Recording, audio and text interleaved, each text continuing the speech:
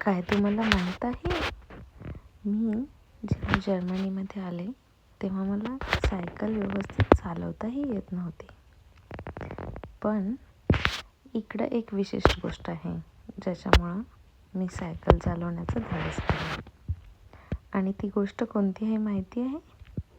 ती आहे इथले सायकलिंग पाथ्स. हो, इथे प्रत्येक रस्त्यावरती सायकलिंगसाठी वेगळा रोड असतो.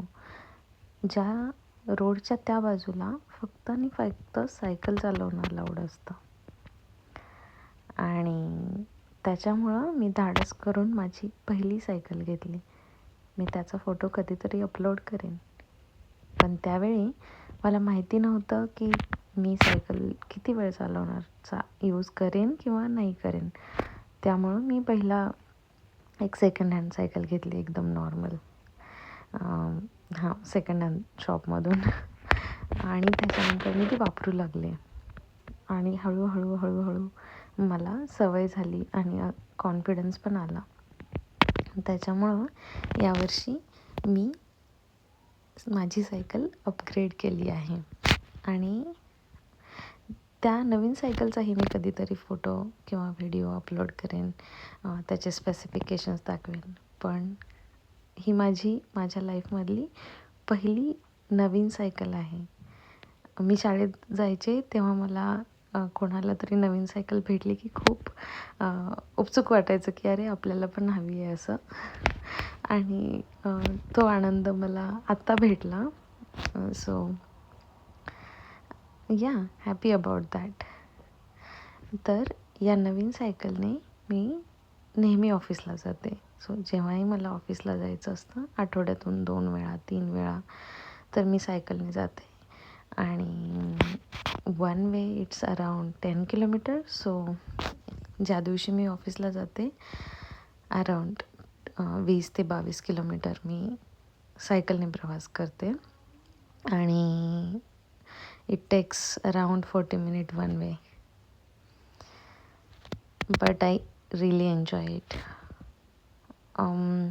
माझ्या ऑफिसमध्ये एक फॅसिलिटी प्रोव्हाइड केलेली आहे जिथं आपल्याला एका सेफ ठिकाणी आपल्या बाईक्स, सायकल्स पार्क करता येतात आणि त्याच्यानंतर तुम्ही तिथे अंघोळी करू शकता आणि तसंच ऑफिसला जाऊ शकता.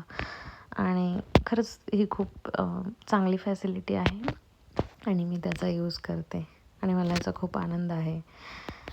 सो मी माझा सायकलचं पार्किंग ऑफिसचं कसं दिसतं त्याचाही व्हिडिओ कधीतरी अपलोड करेन. पण सध्या तुम्ही जे पाहताय व्हिडिओमध्ये तो माझ्या ऑफिसचा रेग्युलर रूट आहे. किती सुंदर आहे ना? तर माझ्या ऑफिसला जायला 2 रस्ते आहेत किंवा मल्टिपलही बोलू शकता. पण एक रस्ता हा आहे जो खूप असं सीनरी असलेला, ग्रीनरी असलेला आहे. आणि दुसऱ्या रस्त्याने जर जायचं ठरवलं तर तिकडे खूप सारे सिग्नल लागतात आणि मग ते थोडं बोरिंग होऊन जातं, कारण तुम्ही सायकल चालवायला लागता आणि तेवढ्यात सिग्नल येतो, सायकल चालवायला लागता आणि तेवढ्यामध्ये सिग्नल येतो. सो मी हाच रस्ता चूज करते किंवा असाच रस्ता घ्यायचा प्रयत्न करते जिथं कमी सिग्नल आहेत आणि बाजूला सुंदर अशी झाडं किंवा असं निसर्गरम्य टाईपमध्ये दिसणारं वातावरण आहे. सो पाहत राहा.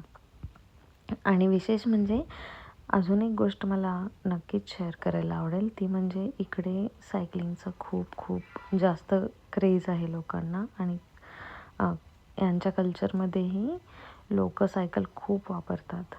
मी काही सायकल पाहिलेल्या आहेत ज्या 10 लाख रुपयापर्यंतसुद्धा असतात किंवा कदाचित त्याहूनही जास्त असतील. पण मी स्वतः एका फ्रेंडची सायकल बघितली आहे जी 10 लाख रुपयांची आहे. It was like what. पण बघू, it's really good to know. माझ्या ऑफिसच्या कलिग्सबद्दल सांगायचं झालं तर आमचे CEO सुद्धा कधी सायकलवरून येतात ऑफिसला, which is quite different than in India ना.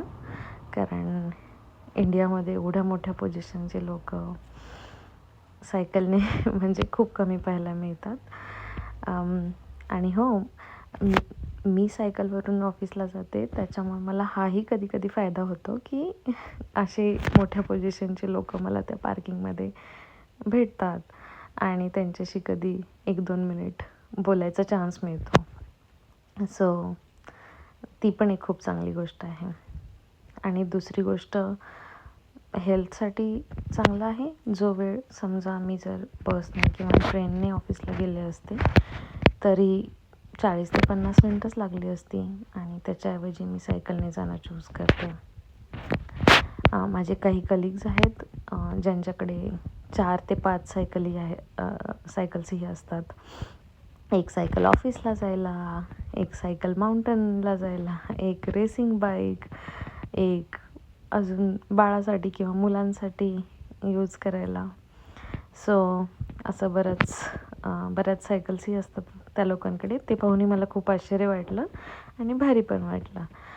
आणि दुसरी गोष्ट म्हणजे, हे काही जे माझे युरोपियन किंवा जर्मन कलिग्स किंवा फ्रेंड्स आहेत त्यांना स्वतःच्या सायकल स्वतः दुरुस्त करता येतात. ते स्वतः क्लीन करत असतात, स्वतः त्याचं पंक्चरही काढत असतात, त्याची चाक बदलणं, सगळ्या गोष्टी, ब्रेक ठीक करणं, ह्या सगळ्या गोष्टी बऱ्यापैकी त्यांना लहानपणापासून शिकल्यामुळं येत असतात. तर मला सांगा तुम्हाला कसं वाटलं ही सगळी इन्फॉर्मेशन ऐकून. आणि मला कमेंटमध्येही सांगा, तुम्ही सायकल चालवता का आणि तुम्हाला सायकल दुरुस्त करायला येते. आणि अशाच नवीन व्हिडिओसाठी लाईक आणि सबस्क्राईब करायला विसरू नका. मी अजून रेग्युलर होण्याचा प्रयत्न करेन आणि पाहू, जमतील तेवढे, शक्य होतील तेवढे व्हिडिओज मी अपलोड करत जाईन. एवढं ऐकल्याबद्दल मनापासून धन्यवाद.